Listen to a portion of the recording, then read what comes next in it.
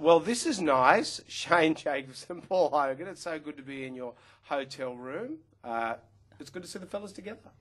Look, congratulations on the movie. With the two of you, you'd think it'd be a really rollicking laugh, and there's very funny moments in it. But there's also a lot of heart in this film. Yeah, people think of us, they generally think heartless. Us too. And I know, if I saw it, oh, well, it's, it's Hogs and Kenny. So it's going to be all about blokey comedy. But no, this is written by Dean Murphy, and it's like when he writes stuff, heart comes into it. And it was a lovely script. Never changed a word of it. For people that haven't seen it because the movie hasn't started yet, give us a précis of the film and your roles. You go first. You want me to say it? Yeah. He always gets worried it takes too long when I tell it. Yeah, I'll tap you if it's getting a bit long. It's a road trip movie, and it's about a father and son, and they go through a family tragedy.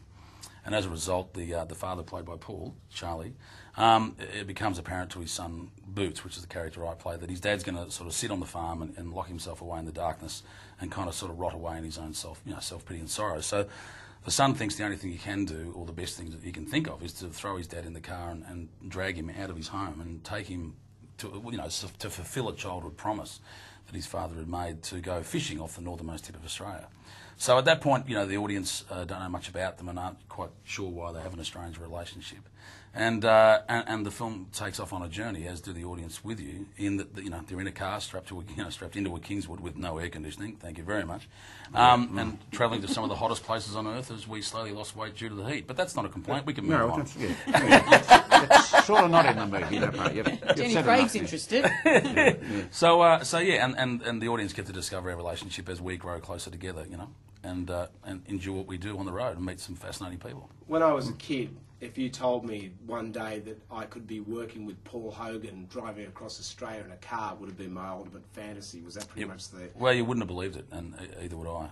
When Dean said, do you want to work with, Paul Hogan, I said, who wouldn't, And then he said to Paul Hogan, do you want to work with Shane Jacobs? And he said, who? And was that it? What was the first the first time you discovered Shane's work, Paul? Oh, Kenny. Which I'd been slow to look at, and I thought, oh, it's a dunny movie, A dunny movie. Yeah, the old poo jokes.